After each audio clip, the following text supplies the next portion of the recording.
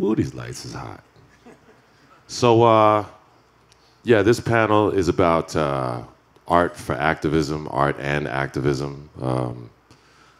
Considering the company that we're in, we all understand how vocalists and musicians and singers and DJs and people in our world end up writing the songs that speak for things that people think about, and we are the voice for people in a lot of ways, but we often don't see it as activism. There's people who are doing activist things in this room right now who wouldn't claim the moniker of activist. So this panel is to kind of talk about that notion and where we sit in it individually, and how much activism we're already doing without even knowing it, and how we could turn the volume up on that. And I have an esteemed panel of extremely intelligent human beings here to talk to this about. And I would like to start with a question for all of you. What was your viewpoint on activism before you began considering yourself an activist? And when did you actually enter activism? Start with you, DeRay. So I'm DeRay. I taught 6th grade math in East New York, Brooklyn, in the largest project community in the country. We're so big, we had our own zip code. And I remember teaching as this moment of like, how can I get as close to the work as possible? That was really important to me. And then when Mike Brown got killed on August 9, 2014, it was about like, how can I be as close to an issue affecting a kid? He was a kid and he got killed. So I stood in the street like so many other people. I was out there early, one of the original protesters, and that was really important. People forget, when you look back and think about the protests in Ferguson, people forget that we were in the street for 400 days. It was the longest sustained protest around racial justice in the history of the country, and that it was illegal to stand still in August, September, and October of 2014. So if you saw us marching, it wasn't that we thought marching was cool, it was that we couldn't stand still. If we stood still for more than 5 seconds, we were arrested. And that was like that was sort of what called me to the work. And I remember being tear gassed on the second night in St. Louis, and I was like, I'll do whatever I can to make sure that nobody else ever has to experience this. And that was what drew me.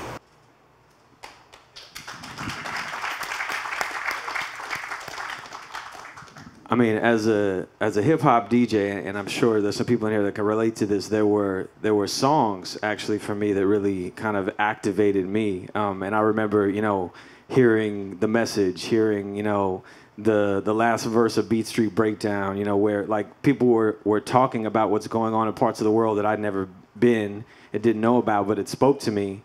And, that kind of started this thing where, like, I wouldn't think of myself as an activist. I think that now with the work that I've been doing, people are calling me that. But really what it comes down to is, there's a truth in good music that, we all feel. And I think in the hip hop that most of us love most, there's also some kind of message in there that speaks to us. And that was kind of the birth for me of all of this and what I'm doing now. I don't have a great answer for this. I feel like I come from a legacy of activists in a way. My grandparents were like lefty, pinko, communist Jews whose big cause was the Spanish Civil War, and social justice was sort of woven into my upbringing from them on up. But when I produced the Women's March on Washington in January 21st in 2017, and when I got involved with that moment in time and in history, I remember sitting in a room, very early days, some huge activists in the room, Carmen Perez, Tamika Mallory, Linda Sarsour, and there were a bunch of activists, and one of the like sort of more seasoned lifelong activists who's worked in social justice forever, was sort of delegating roles and said, oh, but you're not an activist, like you'll do the music, but you're not really an activist. And I it kind of slid over me. We were embedded in the work, 10 weeks, we got the march done. And after the march, that comment was still kind of rolling around in my brain. And I thought about my history. And I was like, well, let's see. I was a 3rd grade public teacher.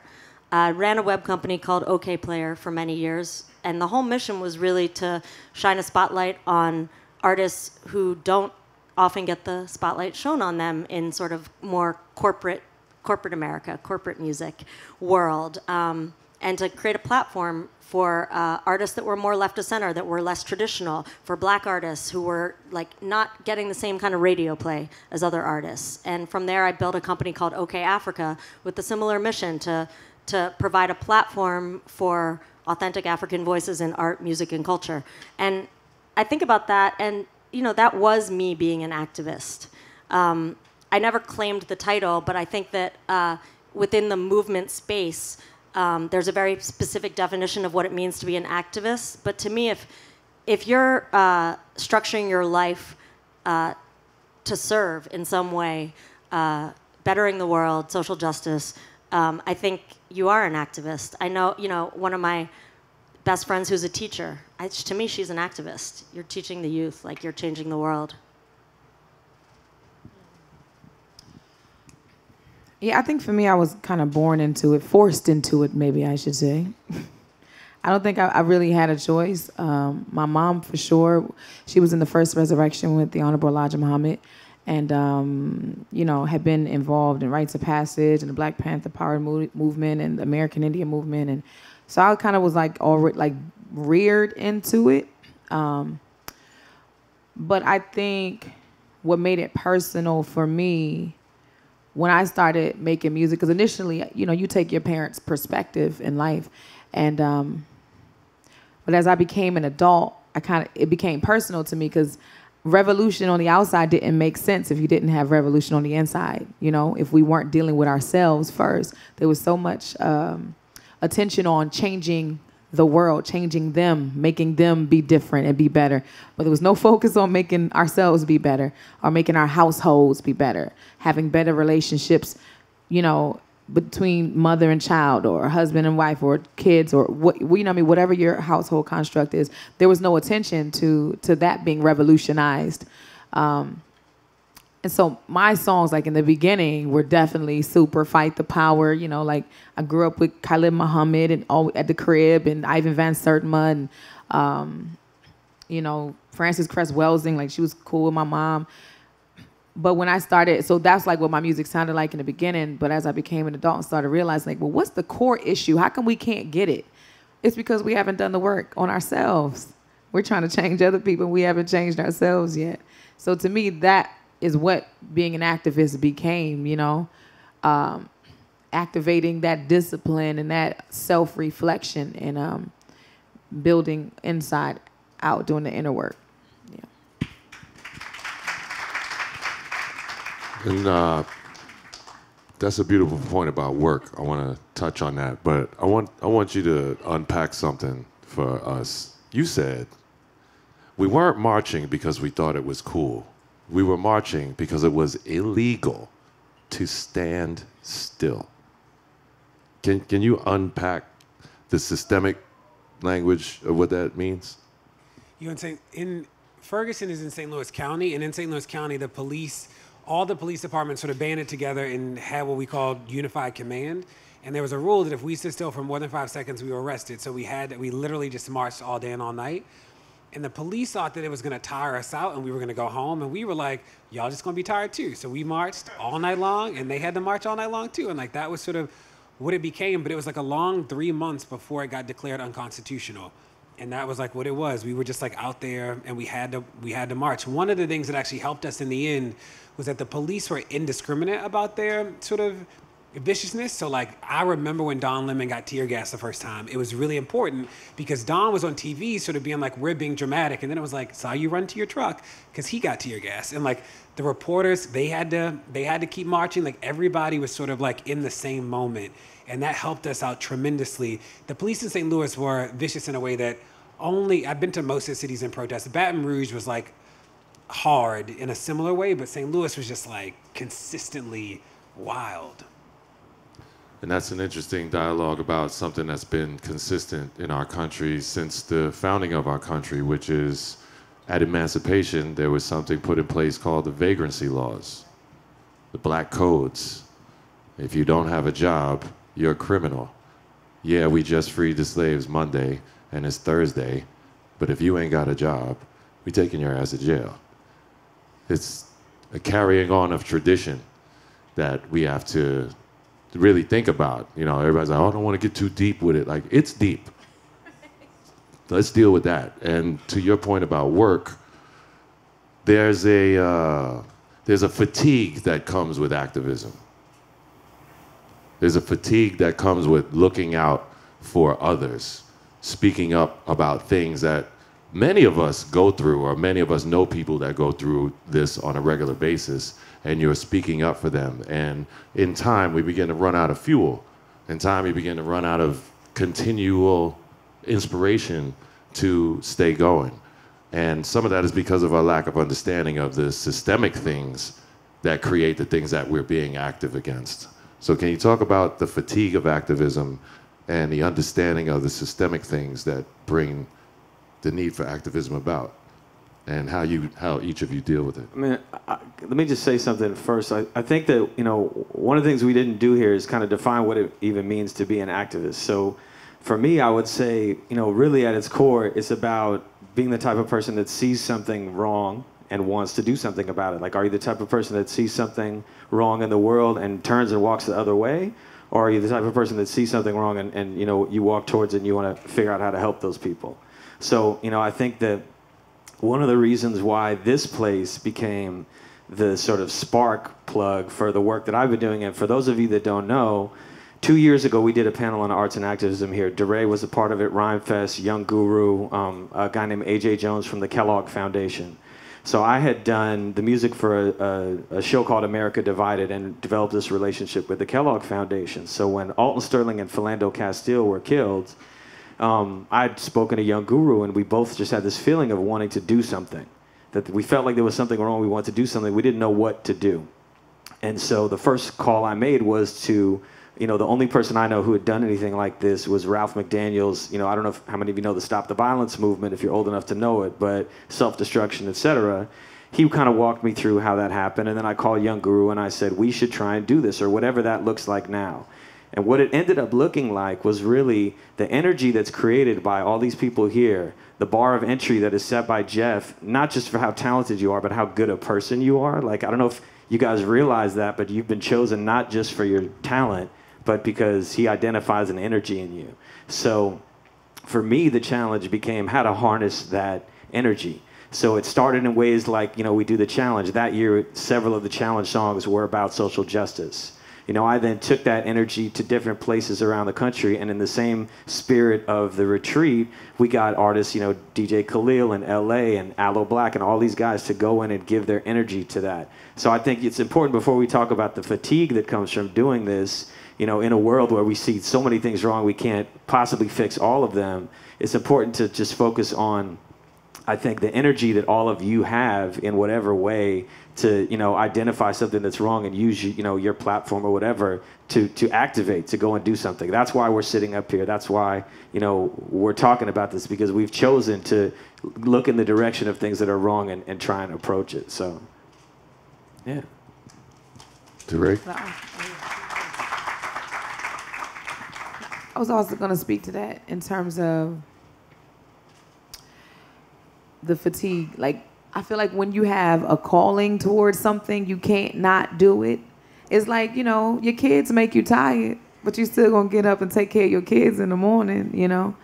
But you can't choose your family. Well, I feel the same way about the work. I don't feel like I chose it. I feel like it chose me. And because especially like when I came into the music business, I came into the business at the end of the soul movement. And it was like, hey, Black Power's not in anymore. Can you perm your hair, please? Can you, you know what I'm saying? Can you act a little normal? Like, you can take that act off. And I'm like, I can't take it off no more than I can take my skin off. Like, I mean what I'm saying, you know what I mean? Like, so everything, and I pick it, you know, I choose which things I think is important as you're getting into the work to understand what you're passionate about. You know what I mean? I don't think that you should get into things just because that's what the headline is, or that's what the hashtag is, or people on Instagram are hype about it. You really it has to draw your heart into it, and then you, The fatigue sometimes comes from not actually being fully vested. Maybe. And then I feel like you have to know what issues are not your issue. There's someone else who's gonna fight that battle if that's not your issue. You know, I don't take on every issue. It really has to speak to me the same way if I'm writing. Like when I did this song for Sandra Bland, like every time something happened, I didn't write a song for everything. Like it had to sit on my spirit, and I knew it was for me. it was for me to speak on. It had called me, you know, it chose me to speak on it. Because, you know, there's a real thin line. I think artists got to be careful of this line between, you know, you tributing something or bringing awareness to something and you exploiting it, you exploiting the trauma of it. That's, you know what I mean? You really got to be careful about that. Because I see a lot of artists try to make a come up off of someone else's tragedy. And that's not cool, you know? And you got to check yourself sometimes. Check your own intentions and your own motivations. So I think it's not tiring when you choose what is passionate, you know, what you're passionate about, what you can't stand to not do. You know what I mean? Like, how would I, if I don't do something or I don't say something, even if it's something in your community, you know, you see two kids outside fighting or breaking into somebody's car, and the risk you run of saying something to one of these kids and getting shot, but what's the risk if you don't say something, you don't pull them up? You know what I mean? If you're too afraid to speak to your own kids in your own community and be, you know, a mentor for them, what's the risk if you don't? And every day, you know, you have the option of taking that chance. Like, hey, where your mama at? Don't do that. You know what I mean? And whatever comes from that. I do that shit all the time. You have to, I mean, you do have to kind of know when, and it's an intuitive thing. It really is a spiritual thing to know when to hold up, when to fold up. Some things are, you know what I mean? When we were out in Standing Rock, it was super intuitive. You know, we got almost 10,000 people there fighting this pipeline. But I promise you, and everyone was being trained of, you know, how to protest, when to, but it was also very spiritual of what day do we go, what time, what moment do we go to, you know, to where they were drilling and protest, and when do we not? When do we stay back and pray or chant or build with each other, heal each other's wounds? It you know, it really is a spiritual warfare more than it is anything else. I think when you balance it like that and you do what you're called to do, not just what you might want to do, I think that's the difference, you know. I love your answer. Thank you for that. I think about this all the time, obviously. So I think, on one hand, I think that the idea of getting fatigued from this kind of work is a privilege. It's a real, people who are the most impacted and the most marginalized don't have the luxury of being like, oh, I'm fatigued from this. I'm fatigued from, you know, trekking 3 months across the desert to look for refuge in a land that's going to turn me away. I'm fatigued from getting killed by police. You know, it's like there is no fatigue when you're actually being impacted. So I think the idea is leveraging and using the privilege that we do have, or, you know, that I have, the skills. How can I use what I actually have? How can I use the tools and the skills I have to affect some kind of change and to start a useful conversation? On the other hand, I mean, this is kind of a darker perspective. You know, I think all the time about how we don't learn from history. We're in this particular political moment. We're careening toward authoritarianism. I read, there's an amazing woman writer named Rebecca Traister who writes just super eloquently about this stuff. But, you know, we've been down this path before, historically, all over the globe. We've seen all the signs. We've seen how, you know, the system tries to oppress us in all these ways that are careening toward, you know, dictatorship. And we're allowing all these things to happen. We're normalizing stuff. No matter how much we say, don't normalize it. It's happening before our eyes. And I think about, you know, after the Holocaust, the sign, never again was the big mantra. And think about how many genocides we've had since then. You know, Rwanda, we have the Rohingya thing happening right now. And it's like, you know, I just think that it's a cycle, and we don't learn the way that I wish we would. But with that said, I still tend to buy into the Kingian saying that you know, the arc bends toward justice, the moral arc of history bends toward justice, and I do think there are more of us than there are of them. Like, I think there are more people that want to make this a better community and a better place. But for the self-care thing, we were all really beaten down after the election, and you know, going to a lot of protests, being really active, really involved. And I think your idea about like self-care and coming together in community, like what you did in Standing Rock, is so important. I got together with some of my creative sisters, and we built an all-women's chorus. and we sing protest music. And our sort of mission is to celebrate this idea that joy is a form of resistance. And they can take a lot away from you. But historically, if you look at really oppressed people throughout the world, throughout the country, joy is something that is our own, and no one can ever take that. And the idea of sort of celebrating that as a form of resistance. So that's that's what we did. And I'll tell you, people come up to me today, and I have a long history. I've worked in the music industry forever, and I'm honored to be among so many legends here today. Thank you. But people say, "Oh, you have the coolest job. You work with the Roots," and I'm like, "No, no, no. I have this women's chorus," and I start going on and on and on about my girls because it's the best project I've ever done. And just being in community with other women, but I just think even in your neighborhood, I think with the rise of all this technology that has lots of benefits, it also creates an isolation from real community, and I think that can be a real healing, restorative force. So that's my answer. And I just say a couple things about me personally and then about the way we think about power. Is that the first is that I had to understand that I can't pour from an empty cup. And there were a lot of nights where I was just trying to pour and I wasn't full. And that was a real learning for myself. The second was about this notion that when I'm saying no to somebody, I'm saying yes to myself. And I had to own that I was nervous about saying no to things. I'm like, oh, I should say yes to everything. And I'm trying, and I had to realize that saying no to something is saying yes to something else. On the other side, sort of thinking about the way we think about power is that some of it is basic. It's we never talk about police brutality anymore. We only talk about police violence. In this understanding that language is the first act, that language is the way that power is distributed and redistributed, and brutality for people sounds episodic. The violence that people feel in communities, though, isn't episodic. So those small sort of things, even things about one of the ways that we help people think about the power of language is the way we talk about sex. So Rich, I'm gonna put you on the spot. I know we just met, but think about all the words that people use to describe sex. Say them. Say any word, the words that come to mind. Humping. Keep going. More words. Wrestling. Come on. Smacking uglies. Smash. Smashing. Bang. Cut. Tim's in the dryer. What? That's old school. Screw. My granddaddy. Tim's in the choir. Is that we have people do that because when you make the list of the words, none of those words are about intimacy. They're always, and none of them are about partnership. They are about somebody doing something to somebody else, which is not the way people talk about what love is supposed to be. And we try to help people think about some of the reason that the fight is so hard is that we don't realize that we're not fighting the power struggle. That power is always sort of moving in its own way. And part of our work is to unpack that and to see sort of what is at play.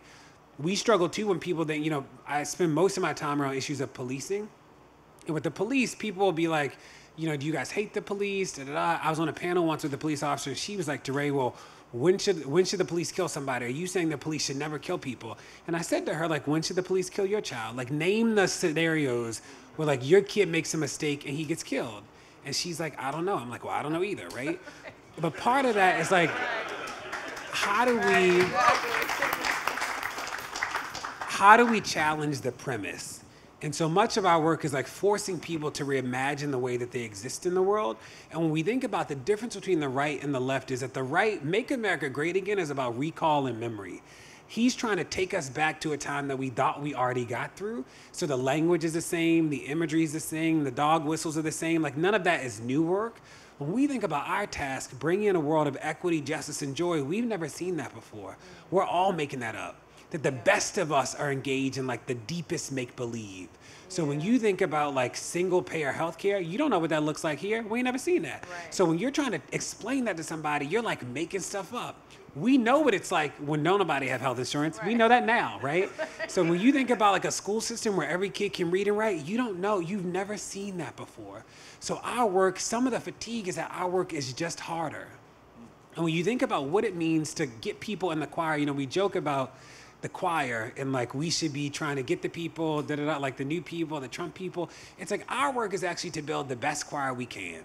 And we know that the choir needs to learn new music, the choir needs to go to rehearsal often, and that there are a lot of people who just need the invitation to be in the choir so they can sing. That they've always had a voice that they've just not believed in, that they've always had a gift. But part of our work is to help people realize, and this is what I learned as a teacher, is that what the best teachers do is that they help kids see that they had the gift before I was there. And that my work is about helping them see that the gift will exist long after I'm gone. What the worst teachers do is make people believe that the gift is only present in their presence. And part of our work to fight the fatigue is to help people realize, like, you already got the gift, right? Like, what I can do is help you take that gift and apply it to something bigger than you. Can I piggyback on that for a second? Jules. Yeah. You know, I think it occurs to me when I'm hearing him talk about activism that so many of those things are parallel to us as artists. I mean, I think it's one of the reasons we're here talking about this, but the ability to imagine beyond what's possible, you know, like the energy it takes for that. And in many ways, the safe space that's created in this place for us to do that is really, really important in this struggle as well. So, you know, many of you know, some of you don't, that, you know, I have been inspired by the energy and just the way things move here to try to channel and apply this in this direction. So, like I said, we've been doing this, you know, this project called the Rise Up Project. It's you know, turned into an album now, which is done and it's coming out, and you heard it a little bit before. But the point of that project was, you know, collaboration and imagining what it would be like. You know, we don't see the music that speaks to us in that way that I was talking about before out there. So what is it going to take to make it? And it ended up being a thing of we had to do something that nobody had ever done before. We applied for a grant from the Kellogg Foundation to fund the production, marketing, and promotion of an album, essentially what a record label would do, but giving us the freedom to imagine something that isn't in the marketplace and then the resources to actually put it there. So that process, I can say, has been exhausting. It's, you know, it started 2 years ago, it was supposed to be a year. It's been 2 years. So there's all of those things, but I think it's really important what he's talking about is just that, you know, the strength that it takes to do this is the same strength that it takes to do what all of us do, really. You know, which is to take our energy and channel it into something we believe in. And I think it's important to note also, it doesn't have to be that your music is about these things. You know, last time when we had this conversation, I referred to Prince, who famously, you know, after after he died, found out that he had been doing activism quietly behind the scenes, funding all these things, and no one knew. Like, it had nothing to do with his art. It had to do with the networks and the opportunities that were created by his art that he then leveraged to make things happen. And again, to drive the world towards, you know, the type of place you want to be. So I just wanted to add that. Totally.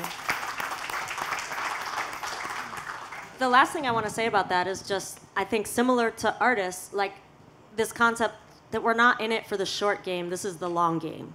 And this is like a very long vision for, like, I think what we're trying to do in the world. And, you know, I think I've seen all the musicians on the stage here with their careers have been looking at it as a long game. And, you know, I sat with a musician friend of mine, a mentor, Toshi Regan. Many of you might know her. She's an incredible musician. She comes from a long legacy of activism. Her mother was Dr. Bernice Regan, who founded Sweet Honey in the Rock. A lot of their songs are big inspirations for my chorus. And, you know, she said to me, she's like, this is lifelong work.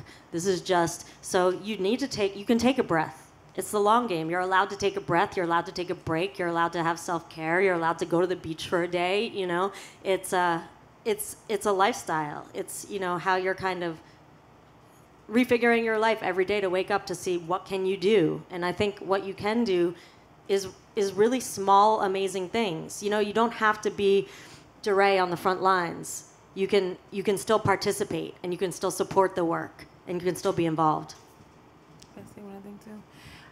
You know, and it ties back into the other panels we had about mental health and about, you know, to exercise, about what's in your toolkit, right? The same way it is for us, right? This music thing is the long game. If it was just about making money, we'd all probably do something else, right? We go into real estate or something like that. So yeah, it is really about protecting and taking care of the vessel for the long haul, for anything you want to do. Every day you wake up, you got to have the energy to be inspired, to want to do something. And that comes with your diet or your exercise or your spiritual practice. Like, all of those things have to be your routine. You're always going to be more productive at anything you aspire to do when your routine is solid and, you know, and it's productive. And the last thing I was thinking about was what LeBron James just said. That's activism, you know, like, for real. He was able to do what an entire federally funded public school system could never do. One man, that's activism. And he don't, you know, it doesn't always have to look the same. Because I always say, like, you know, I've been homeschooling my son since he was 5. And to me, homeschool is an act of revolution. Like, that's what I consider. People homeschool for different reasons.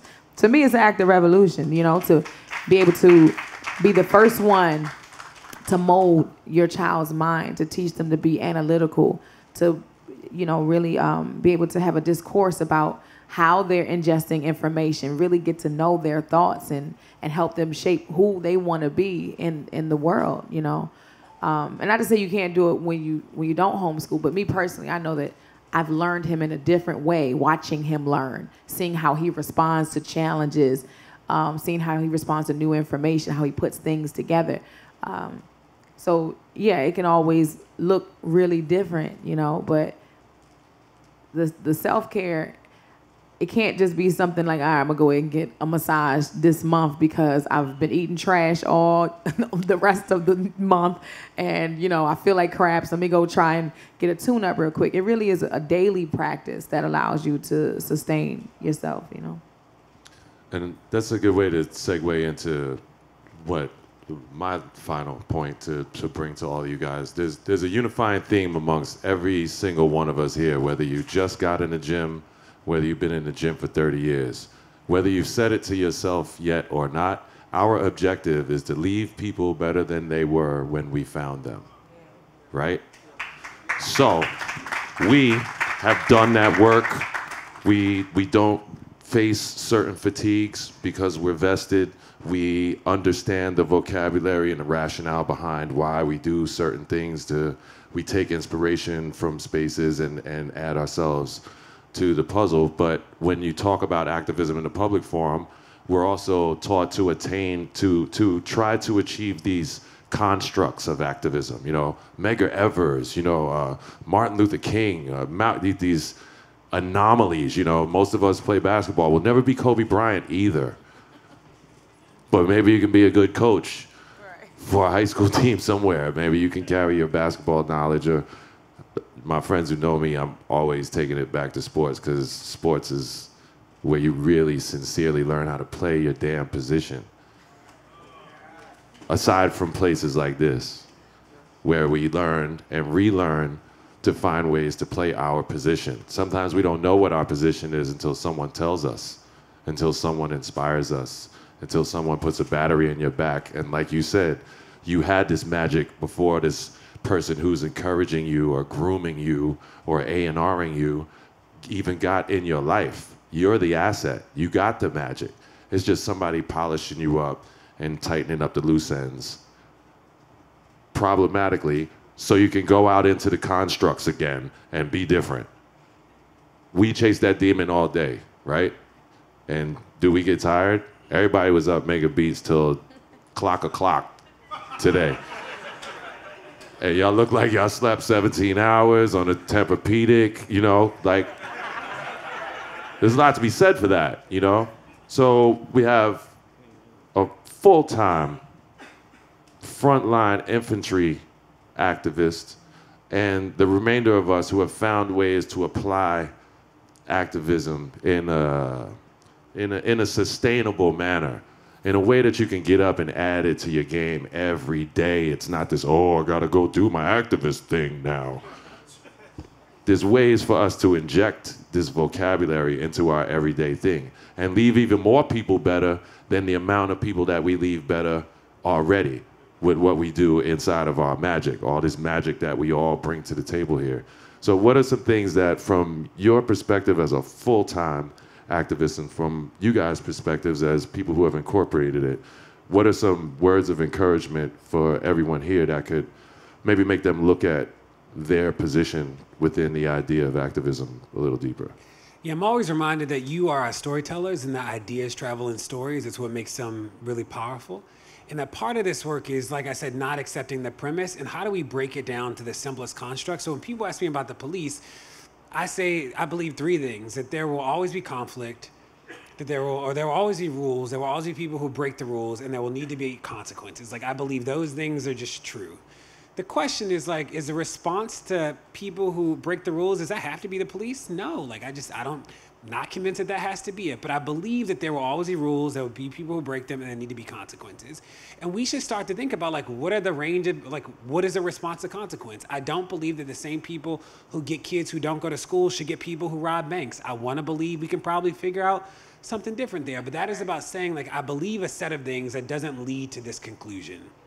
And there are a lot of people who have this construct that, like, if you do something bad and you need to be separated from society, I'm not convinced that has to look like prison. I can think about a lot of ways that we can separate you from society that doesn't look like prison. But that, again, is like, how do we just, like, take it down to the most basic version of it and then build from there? And there are a lot of people who, like, they get you because they start you at a point where you just can't wiggle out of, like ICE. ICE is new. ICE hasn't been around for a long time. You know, ICE is the only federal law enforcement agency, the only law enforcement agency in the country from 1996 to 2016 that had a legal mandate to detain 35,000 people a year. It's nuts. So, like, you think about that, that is structural. And I will segue there to say that, like, again, so how do we break things down to the most basic element? And the second is, like, how do we never let the structure off the hook? So when we think about things like the police, it's like in California, 1 in 11 people killed by, 1 in 11 homicides in the state of California is committed by an officer. A third of all the people killed by a stranger in this country is actually killed by a police officer. And what we would have said 4 years ago is that, like, it's bad officers making bad decisions in a bad system. Now we understand that it literally is just a different justice system. It's not like we're just not playing the same game. So in California, there's a rule that says that any investigation of an officer that lasts more than a year can never result in discipline regardless of the findings. And you're like, that's just like that's just crazy, right? And you don't have to hate the police to think that's crazy. That just sort of seems crazy to me. In Cleveland, all police officer disciplinary records are destroyed after 2 years. Again, you can love the police and think that that is crazy, right? So some of this is, like, not accepting the premise that what we believe is radical. What we would say is that the radical part is that we have to say it in the first place, right? So when Stephon Clark got killed in the city that he got killed in, it used to be that all disciplinary records were destroyed, like, after 6 months. So what you saw were people like Matt Barnes, who we like, he gets on the news, he has like $1 million fund to, like, I don't know, save kids or something after Stephon. And we're like, that fund is really important. The lack of after school programs, though, isn't what kills Stephon Clark, right? So you see people come up with these solutions that aren't structural, but the structure is actually what's killing people. Right. And, like, we can't let the structure off the hook. So even when you think about wealth, in this country, white high school dropouts make more money, have more wealth than all black college graduates, which is wild. And, like, you talk about wealth to people, and, like, white people didn't earn their wealth.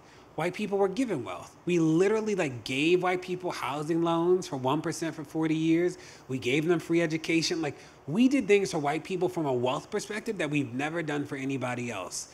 So when you talk about solutions, they'll be like, black people need to be small business owners and da-da. White people got to be lazy, unemployed, not driven, and still got all of these things, right? So when we talk about solutions, it can't be that you need to be the extra special black person to get food. That's like a crazy notion, right? But again, it's like, how do we never let the system off the hook? And what I worry about with some of the work now is that it becomes so personal, which is important, and people think about what's right in front of them, that they, like, let the system off. And if they can rewrite the tax code overnight on the back of scrap paper, then we can actually undo all of this too. But part of it is us believing that we deserve it and that we can do it.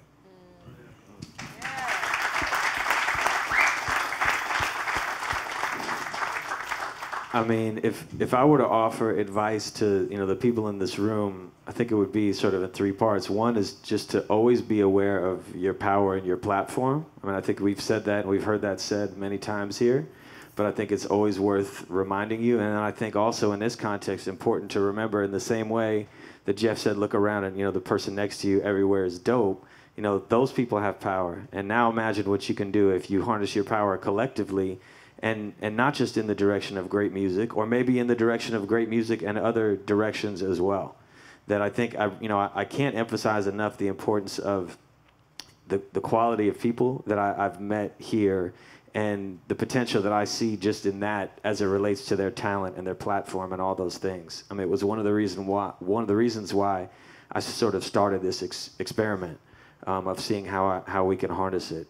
And I think the last thing I would say is that, as it relates to everything he was saying and just this idea of fatigue, I think it's so easy to look at the world now and just be exhausted, by the time you're done watching. And that it's important to remember, in a lot of ways, that the world, as he said, is the stories that we tell ourselves. And if you don't like what you see and you don't believe those stories, I think this is a really important point, because you're being told stories all the time in one way or another, especially on that device you walk around with. And if you don't believe those stories, it's important to push back against those narratives with narratives that do speak to you. That's what I would encourage all of you to do. It's not that all your music has to be, march music. It just has to come from a genuine place. And I think everybody in here is like, this is a good core group to say that to, because everyone here is coming from a genuine place, and we're all leaders in what we do. So that would be the advice I'd give.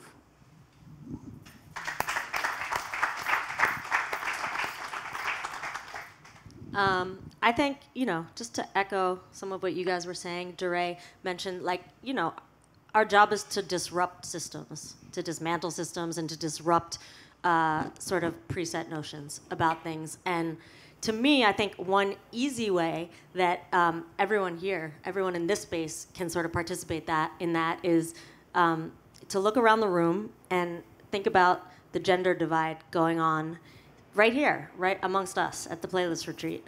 And I think that, we talk about there are systems in place that foster men coming in, becoming producers, getting into the world of music production, and becoming instrumentalists too. And I think that women are just not, there isn't a system in place that fosters that growth for women in the same way. And I think there's a lot that goes into that. There's a lot of history. It goes deep. I think studio spaces haven't always been safe for women. I think there's a lot of layers to that. But one thing that I think about all the time is, how can we disrupt that system? And everyone in here can think about uplifting women in music, whether that means collaborating with women, seeing women who are in music as not just vocalists.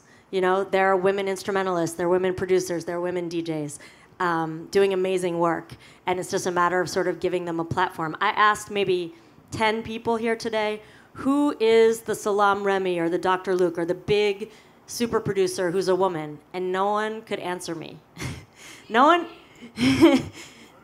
So, there were a lot of people who were not super producers. So there were some women listed. There were some women who were also the sort of star themselves. There's the Alicia Keys, the Janelle Monáes, but people who are just really into the gear and into the production and into music composition and into working in the studio and the boards. And there aren't that many. And so, when I created this all-women's course, the idea was to give a platform to women in music as well. And I think that that's a big mission. There was an Annenberg study done about a year ago, I think, that looked at 10 years of Grammy nominations. And I have the exact stats in my phone, but if I remember correctly, across all nominations, 9% were women. So when you talk about gender parity, that's just outrageous. Why? 9%. It's that women aren't biologically less talented. That's just not true. So it's something else. It's our culture, it's our constructs, it's our systems.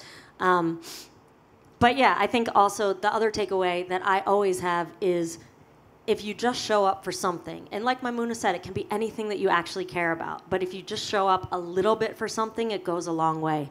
And there are a million ways to show up. Now, with what's going on right now, we have more access to tools than ever before. It's easier to find a way that you can intersect with activism if you want to than ever before. So that's my advice, just show up.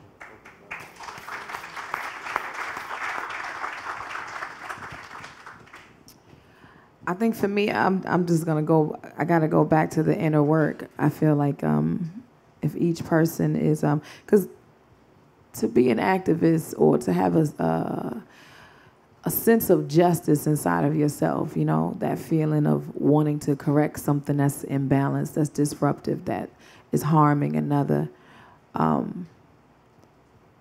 We don't see it a whole lot in our society, right? Sometimes you see people, especially online, being a lot more callous than humane.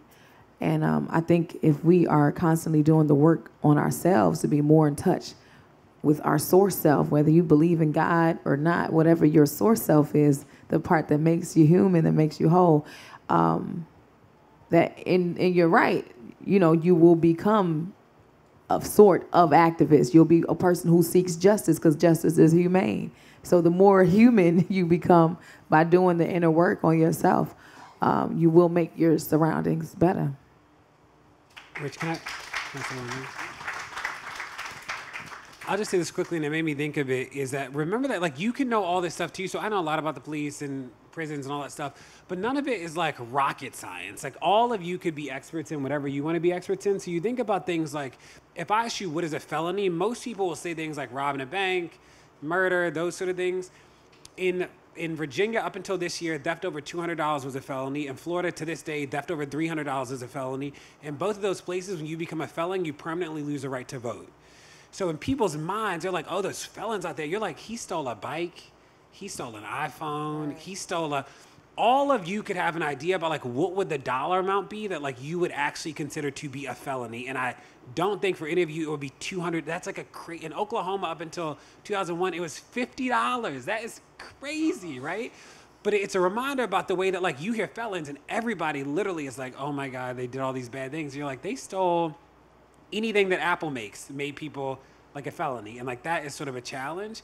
And like with so much of the systemic work, even like bail, all this stuff, like you actually can know it too. Like it's not a secret thing. And I will say a criticism of the social justice community is that there are a lot of people who still want to be gatekeepers. So like they perpetuate this notion that like you got to come to my thing to learn that. And it's like you could actually be an expert on whatever part of the system that you want to. But I would remind you that like we just can't let the system off the hook, and like you'd be surprised at how it is operating in people's lives every day. Even things like, you know, New York City, 90% of the people arrested for marijuana are black or brown. Right. Like, you know, that's crazy. I know that's crazy. So we should talk about like what does that actually mean, and like all of you could be experts on that. Like this is not as secretive and rocket science-y as people make it out to be. And in our, you know, in the creative arts, we all spend a lot of time thinking and talking about theory versus practice. One thing that we don't talk about much is the definition of complicity. Sometimes just being quiet and not having nothing to say about something that's obviously wrong makes you a part of the problem. That goes for all of us. That's universal law. So, you know, the idea of being able to put that hat, take that hat on and off and do that conveniently, that's not a luxury that's granted to us as public figures. So, you know, we don't need to get into the role model conversation, but we have quite a bit of social responsibility, whether we acknowledge it or engage it or choose to act on it consistently or not. But hopefully a conversation like today will make us look at the idea of complicity as quiet and how we feel about where we stand in that in different ways that we can engage ourselves a little bit more, because there's always somebody out there that got it worse, man. You know, we got first world problems, everybody here. Problems indeed, issues, things, serious things, very serious things, but they are happening in the first world. And we happen to be at the tip of the spear of the things that make the people who got to toil and trouble their way through the first world feel good. That's a privilege. We should take advantage. I beg of all of us to take advantage of something, some way, 1 minute out of your 24-hour day to pay it forward in this way. And I think we'll continue to spread out in the way that we leave the world a better place. So, yes. Is anybody inspired to ask? I just want to ask any of you if you have any quick advice about how to respectfully and diplomatically approach a friend or a family member that's like, oh, here comes Matt again talking about Trump or talking about the, like, if you're the woke friend or if you're the friend who's the activist and you have a group of friends or family members, they're always like, how do you diplomatically and kindly not change their mind, but you understand my question? We all have some kind of working definition of what turning the other cheek usually gets us. It's difficult to argue with idiocy. The idea that what's going on in our government as being literate and progressive is completely asinine. So you have to start the discussion with the declaration of how asinine an idea it is that these things that are being shoved down your throat and all the spin that's coming in your direction are facts. You know, they used to think that black people were 3/5 of a person too. They used to think that women whose men left them were witches. I mean, we could do this for hours with the way spin has been used against logical thinking. And I don't envy a young white person that has to go home to their family who is not quite as alert to the ins and outs of the world as they are. I don't envy that position, but I also don't feel sorry for it because black folks been at the top of their lungs since before the spelling of lungs was in a dictionary. So pack a lunch. It's gonna be a long day, homeboy. Yeah. I'd say too is that part of what we want to do is like share the cognitive work that sometimes what we do that is not productive is that we become speech givers, right? So you give this speech about how they're crazy, they say nothing, then you give another better version of that speech, they say nothing, you give the third even better version of it, you leave exhausted and they leave unmoved, right? So part of our work is like, how do we ask them the question? So today I was somewhere and there was a Trump support. Like I have a book coming out and I'm signing like 9,000 copies of the book. So the guy who's like getting the books from me, he's like, DeRay, I voted for Trump, like literally in the middle of signing. And I'm like, oh, that's really interesting. And he's like, DeRay, the email, right? Because I like don't know, I mean, we're together all day.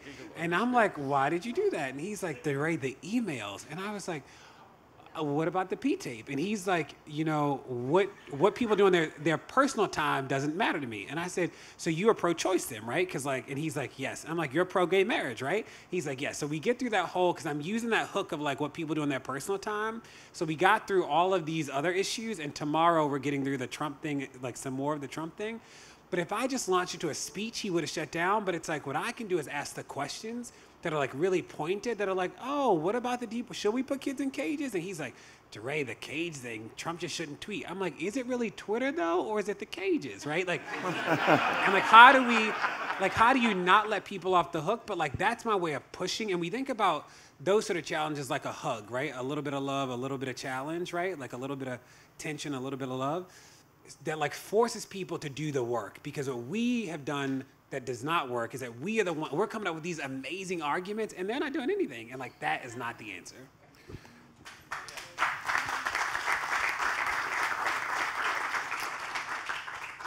One thing that they talk about in the movement space a lot these days is this concept of courageous conversations or daring discussions. So first, if you Google either of those, there will be toolkit upon toolkit about how to have these conversations with your in-laws who voted for Trump or with your friend. But I think also one of the things that's come out of this moment in time is this concept that we have to have the difficult conversations, engage the hard issues. I mean, I think especially white people have to, you know, recognize their own privilege, recognize our racism. Like, it's time for people to like actually, you know, stop perpetuating false narrative. So, but I do think that's going to lead to like really hard conversations where people have to be honest on both sides.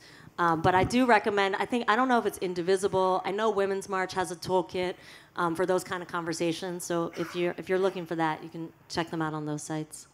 I have a question in the crowd. Right over here. Yeah. So this actually, I mean, I kind of have answers on my own on how to deal with this question, but it's really more of a broad question for everybody. But the frustration that one gets when the situations start to compound very quickly. And I'll use an analogy, but it's kind of, it's a little directed at you because you were physically in a situation where if you're standing still, you're arrested. You're going to protest, which in and of itself is a situation where you're like, this whole thing is fucked up enough to get me up, to get me out, to use my voice to say that I'm not happy with the way things are going. Which that action, when it's squelched, when you have to stop and sort of like, I can't be here to speak on the situation that we need to deal with, which is this particular situation. Now I've got the compound of, and I got to be walking while I'm doing it, which is also fucked up. So it's like, I'm here to speak on this problem, but now you're giving me another problem, which takes our focus off of, and the analogy is the bouncer at the door. You go to the bouncer and you're like, hey man, whatever, and it doesn't even matter what you say. As soon as he hears, hey man, he shuts you down. Doesn't matter. Anything you say does not matter at all. And so how do we all deal with the frustration of, look, I'm pissed off about gun control. That's number one. I'm pissed off that black people are getting shot. That's number two. And I'm going to come out. I'm so pissed off. I'm going to gather my people and we're going to go and talk. We're going to march.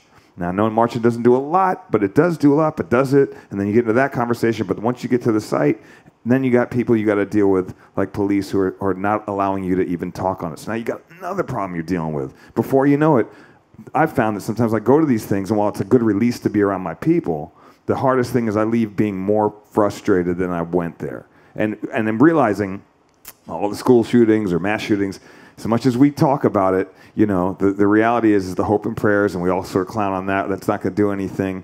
Everyone tweets about it. It's on their radar for 4 or 5 days, but then some new fucking album comes out or something, and all of a sudden we're somewhere else.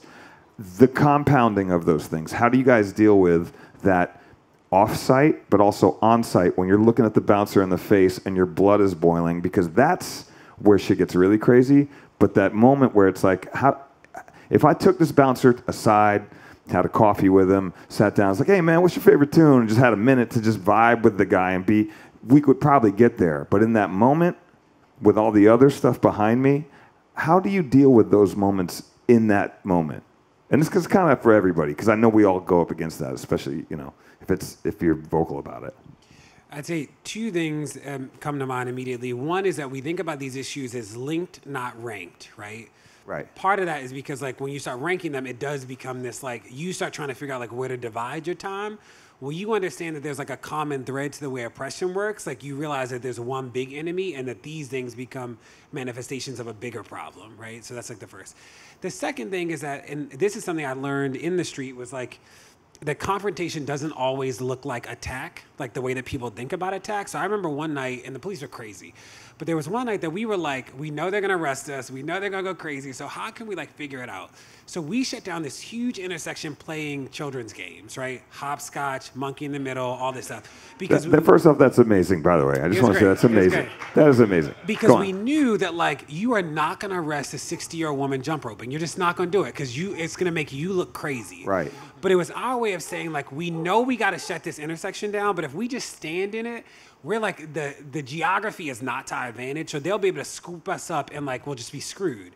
But if we buy $50 worth of toys, sidewalk chalk, and some random stuff, they're just not gonna shut it down, right? Right. And what you've seen the most creative people do is think about how do you push and challenge in ways that people don't expect, that people can't anticipate, that people don't think about.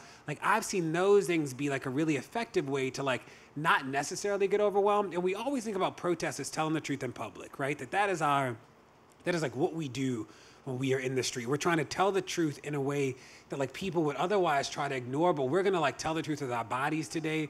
We're gonna shut down this, we're gonna call in. I think about, we went to some churches in St. Louis.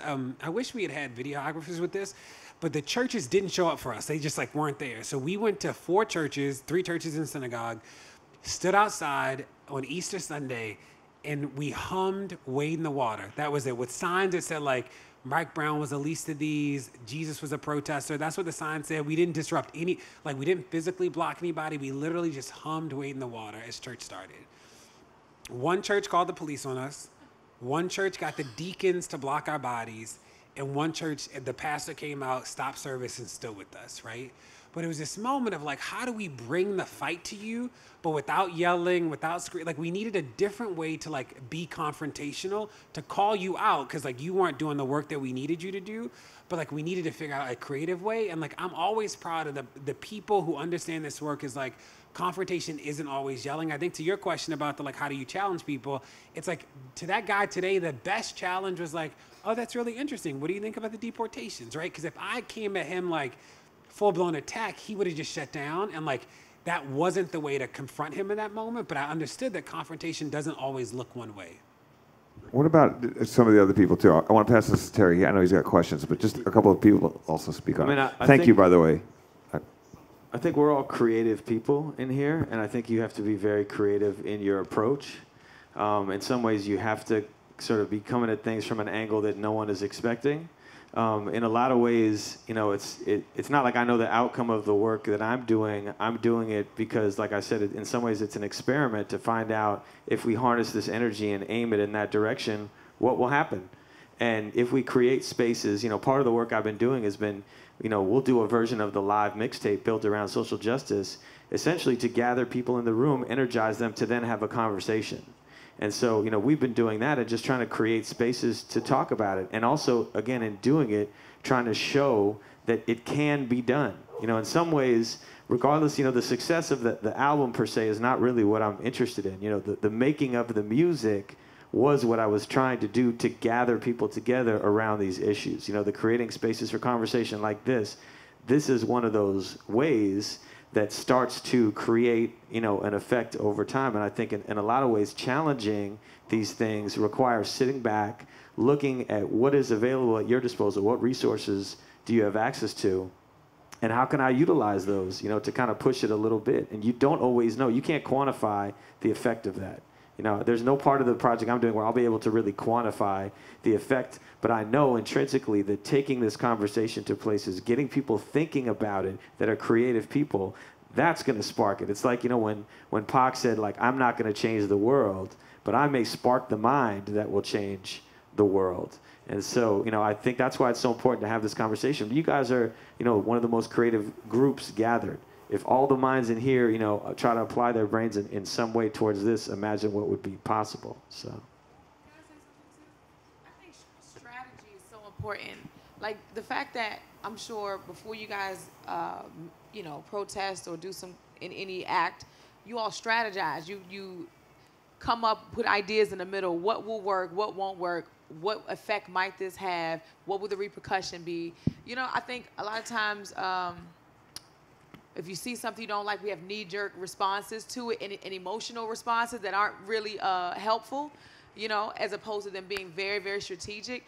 When I was watching when Ava DuVernay was making Selma, the part I thought was really interesting because, you know, people who are, you know, Malcolm supporters will look at Martin as being a pacifist. What I thought was interesting.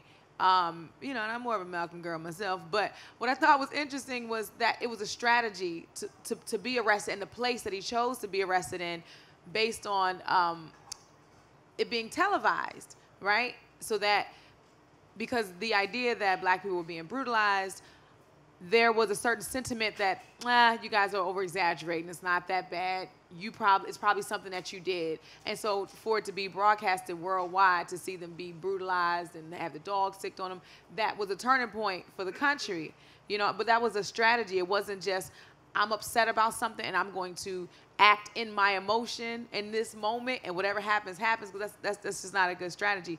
And I saw after a lot of the more kind of like televised or famous shootings happen, people responding that way, whether it was, okay, we're not going to shop at Target for a week, or things that didn't really have an impact, but they were emotional responses and people were trying to figure out what to do. But I like the idea of really sitting down with people who have done the work, and it's not just, you know, your own feelings, but, you know, it's a real art to it. It's a, you know, it's like chess, like really knowing how these constructs work, and yeah, and what's the best way to like work around them, like psychology, you know. And the last thing I want to say is just, I think also perspective, like always keeping in mind, I think about you know, the real true freedom fighters in our canon. Think about Angela Davis. Think about Nelson Mandela. Like, how many years was he in jail for what he believed in? Like, you know, I got arrested protesting, me going through, you know, it was an inconvenience in my life. You know, that's what it was. So when I get enraged and I feel like I can't take it anymore, I'm like, who am I to say I can't take it anymore? Like, you know, because Trump said some dumb shit. Like, there have been people who have put their lives on the line and spent years in jail and years being tortured for this. So I just think, like, having in the back of your mind, it's not to invalidate your feelings in the moment, because that anger and that rage is real and you have to do something with it. But just to say, like, always keep that perspective. I'll answer, and we'll take one more question from Terry. Can we do that? Yeah. So, to your point, Trace, there was a joke, halfway joke answer I gave you, but I began to look at those interactions as if I was dealing with my son when he was 3. If I put a carrot in his face, he's like, get that shit out of here. He was Dikembe Mutombo, blocking everything. If I chopped it up and slid it into mashed potatoes, he had no idea. My son loves carrots now. When you're dealing with these folks who are coming from these short window lenses, you gotta dose it. It's a dosage game. You know, you're thinking so openly and logically, you just wanna empty the syringe, you know? But it's gotta be dosed. It's gotta be dosed. You gotta put the vegetables in the mashed potatoes. If you give them a plate of vegetables, they ain't gonna eat it. Last question, Terry? My question is basically, I need some advice, if you will. What happened a few years back, I was watching TV with my son, and the news came on, and there was a shooting. And it was a young girl, and I saw how it affected my son. This young girl went to school with him, the whole nine. And I'm going to give you the short form of it. I knew her parents, and it was Hadia Pendleton. And so that whole day, I'm looking at the news like, man, what can I do to bring some kind of something to this situation to help to bring awareness to what just happened? Because I saw this girl every day from kindergarten till 8th grade. And so I said, well, I'm from Chicago. House music is a genre of music that it came from my city. People love it. So I want to make a record. And I want to donate all the proceeds from this record to Hadia's foundation. They hadn't even got the foundation together at that point. So in me doing it, I said, you know what, let me call some of my friends, get them involved to do remixes for the record. We came up with this whole big project. It's called We Are One. Did the whole situation. I got Jeff involved. Jeff did a house remix of the record, put the record out. Now, in between doing the project and putting the song together, we was getting with a lot of people that were quote unquote activists or had foundations that deal with kids being murdered, this and this and that. And what happened, like Mamuna said earlier, I got so overwhelmed because it turned into a circus, because it wasn't about the project anymore. It was about how can I come up off of what Terry is doing with this and bring some light to my situation. It really ain't about what he's trying to do. And that situation felt crazy. And I was like, you know what? I'm going to back up. I put the project out. We did what we did. And it was received very well in Chicago because it's such a strong city for house music and people love it. And I use that as a tool. But as you guys know, you're seeing and hearing what's going on. I still feel that we can make a difference through music in Chicago. But at this point, I don't know who to trust to really push the envelope and that can help push the project without their own personal gain. So I just really need some advice because, again, man, it's ridiculous what's going on in my city. And I think we do an event, and it's really crazy. It's called the Chosen Few event. 40,000 people come to this event. Not one murder, fight, this. No one never mentions it. Oh, they doing this great little thing in Chicago, blah, blah, blah. No other festival in Chicago has gone like that. And so we're using it as a platform to do it, but we don't get any mentions of this great thing that we do with 40,000 people. And then you try to do this great thing to give back to what's going on through music. And then you got all these people that want to jump on what you're doing, but for all the wrong reasons. I don't know how to get past that hump because it's crazy right now. And I want to do something through music to get this done. I mean, I'm happy to talk to you outside of here about my experience with the foundations. It has been exhaustive. I didn't want to go into the whole story of it, but I can tell you that, you know, one of the things, you know, as a mixtape DJ, you know, when I was doing that, in order to get your music out into the world, you had to put it into the ecosystem of wholesalers and, you know, and by the letter of the law, it wasn't necessarily the right thing to do, you know, but we're mixtape DJs, we were trying to push this and get it out there. So I say that to say that a lot of times when you're doing this kind of work, it's very important to put your goals between where you know, someone else who's trying to help you and where their goals are. So trying to align yourself with people that share your goals. You're going to encounter a lot of people that are going to try to siphon off, take advantage, all of that. That's a part of this, as it's a part of all of our lives all the time. So, you know, what I would say is there are ways strategically to approach it, and there are organizations that you can get involved with to help fund things like that. But yes, it's going to become a full-time job to manage all that while you're doing this. I mean, this is one of the reasons why, for me, I've been working on my album for 2 years, because this project came in the way, and I was like, this is important. I want to do that. But it's taken, you know, much longer than it was originally supposed to try to figure out the angles and how to maneuver through all that to make things really come to life. But that, I mean, and I should say also, anyone that is interested in doing this kind of work to any extent or has an idea or whatever, please come holler, come find me and talk to me about it. And I'm happy to give you, you know, whatever knowledge I've accumulated from trying to do this thing. I'll tell you two like contextual things and then one sort of practical thing. One is that a condition of being marginalized, right, is that you live on the margin, and on the margin you're often unheard and unseen. And in moments like this, people get heard and seen who've never been heard and seen before, right? So people get more addicted to being heard and seen than they do to being free. And like we sort of get stuck in that moment where people just like want to be heard and seen because they've literally never been heard and seen before in their life. So if they can be heard and seen by like making that song about that kid, whether they care about the kid or not, like that, like people just that desire. The second is that there are a lot of people who don't think that we can win. So because they don't think we can win at the macro, they are trying to win for themselves, right? And like that, those two are like contextual things. So I'm like validating what you're saying.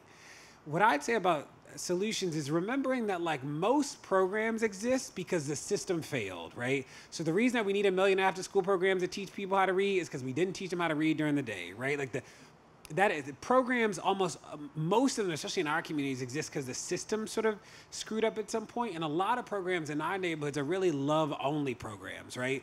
So it's like you go to the music camp that like really isn't about music, but it's like that the adults love the kids, and you're like, like love is really important, but like kids need skills too if they're going to get out of poverty. It can't be like the basketball camp where kids can't read and write. That is actually not a good thing. So my advice to you would be that when you think about using your platform to like pivot anything back to structural stuff, the people who don't care will fall away real quick because it's just not sexy work. So in a place like Chicago, where like community violence is just like in a place like Baltimore, is that what we know to be true is that the conditions lead people to make choices that are not choices that communities benefit from. And that because a larger justice system isn't one where people can participate in, that they recreate a justice system on the street, but that justice system doesn't have a court system, doesn't have parole and probate, right? It is like one where like violence is the only mechanism to adjudicate things. So part of our work at the structural level is to change the conditions. And almost no program can do the condition changing work at scale. So it's like, how do you focus that energy on like systemic stuff? And like, then you'll see like people will just fall. It's one of our challenges, and what LeBron did is really incredible. We will never fix public education by having private citizens like donate to schools. That is just not like a systemic fix. So it's like as a momentary thing, it is good for those kids, and that is a powerful thing for those kids. That is true. And it is true that like nobody's learning in Akron, right? Like Akron Public Schools on the latest report card is literally no grade, no subject is proficient on anything from 3 to 12, right? So the school system is like, in LeBron's school, it's not fixing the district is broken. And LeBron didn't, his goal wasn't to fix that, right? And that's not his calling. He's doing something with those kids, but like, how do we never let the system off the hook, even when good programs exist, would be my like offering. I also want to say something about that when it comes to education. I really think the onus is really on the parents. Like, yes, the system is broken, but because the system is broken, are we going to allow our children to be broken too? You know, like, I'm going to tell you this real short story, which is one of the turning points in why I don't let my son go to public school, be a part of a system, period. He spent most of the year having to do an activity where he had to show the differences and similarities between things. And all year long, he had to circle the things that were the same and put an X on the things that were different. He was 5 years old. And I'm seeing him like, circle, you're my friend, you're in the circle. And the thing that's not in the circle is like, get out of here, you X. You don't belong here. So as I'm listening to him kind of talking through that, I'm thinking, I said, Pop, why don't you put a triangle on the things that are the same and a rectangle on the things that are different? So he did that. His whole attitude towards it changed. And I went back to school the next day. I said, you have to know that a circle means something that's included and an X means something that is excluded. Why would you tell him that the things that are the same get to belong together and the thing that's different has to be excluded, when in this environment, he's going to be the thing that's different? So not only are you teaching him intolerance, but you're teaching him self-hatred. And I'm not going to have it. You're not going to give him that damn paper another day. He's not going to do that another day. I'm no psychologist, but I can look at him and see, because I watch him. Why is that a requirement to do every day in order for him to graduate that grade? Y'all have to know what you're doing. From that level, you're teaching him that he's not worthy and he deserves to be excluded. And other people who don't look like him or don't do things that he likes, they deserve to be excluded and kicked to the side too. So, and of course, I went to his principal. It was a bunch of different things, you know. I told them, hey, I'm giving you an opportunity not to be racist during Thanksgiving. It's not a Native American holiday. If I come here and y'all dancing around a goddamn circle going woo, woo, woo, I'm going to turn shit upside down. Did they listen? They ain't listen. I went to have a meeting with the other parents. You know what the parents told me? We got to work. We ain't really got time to, to worry about that. I went and met with his principal. Well, if more people felt the way you did, maybe we'd have to make a change. What am I going to do? I'm going to take him out of school, and not because I have the luxury, because I don't feel like there's another option. To me, him knowing who he is and understanding when something is racist, it needs to be addressed. Just because there are no other people of Native descent in the school to say, hey, that shit's racist. Stop doing that. We don't go woo, woo, woo. Stop it. So because no one else is there to say it's not okay, everyone's okay with continuing to do it. And no one in the school thought it was inappropriate to do that. And his teacher said, well, I've been teaching for 25 years. It's the way I've always done things and the way I'm always going to do them. So at that moment, there's nothing else for me to do. I'm not leaving my son there with her, someone who clearly, you don't love my son. You don't care about his self-esteem being developed. You don't care if he learns to hate himself. You can't be nowhere around my child. And so for me, whatever education he's going to get at home is going to be better than the self-hatred that he's going to be taught in that school system on a subliminal level every single day. So I think. All right, you guys. Sorry. I'm so sorry to cut this off, but I got to, because we got to keep going with this amazing night. But let's all give a huge round of applause again for everybody on this panel and for having this panel in general. And thank you all for coming to this panel and being a part of this discussion. It's something we believe in and we think is really important. You guys have a lot of power out there. So ladies, as some of you guys know,